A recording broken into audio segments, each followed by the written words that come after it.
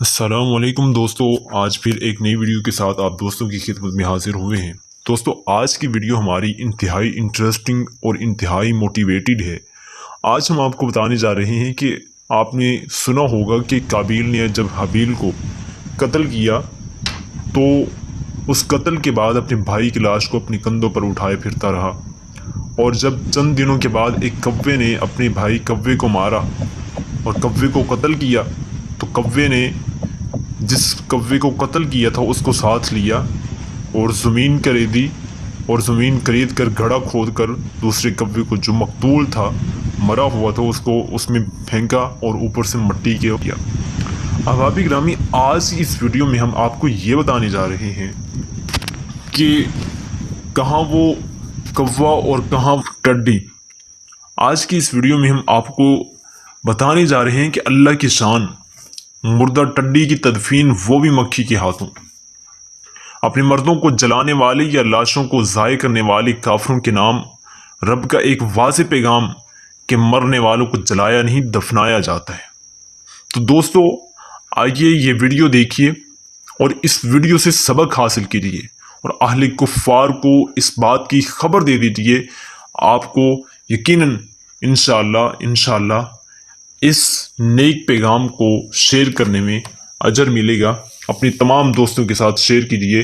हो सकता है कोई एक इंसान जो काफिर था, हिंदू था, या वो अहले कुफ्फार से मोहब्बत रखते हैं, उसको इनकी हकीकत से आशनाई मिल सके और साथ ही वो फिर अहले इस्लाम के साथ मिलकर के अपनी ज़िंदगी को बसर करे और अल्लाह ताला की जन्नत का मुस्तहिक बन जाए।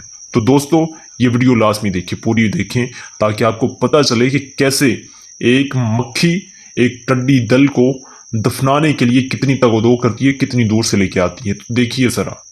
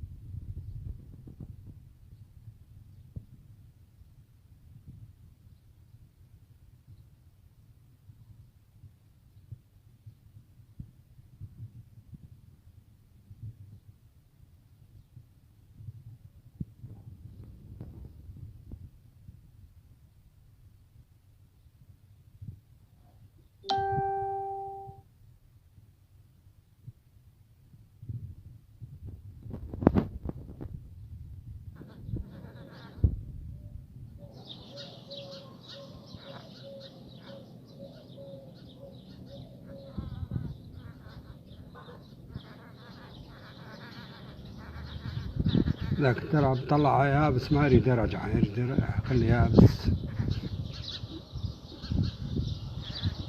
ذاك مرطوب.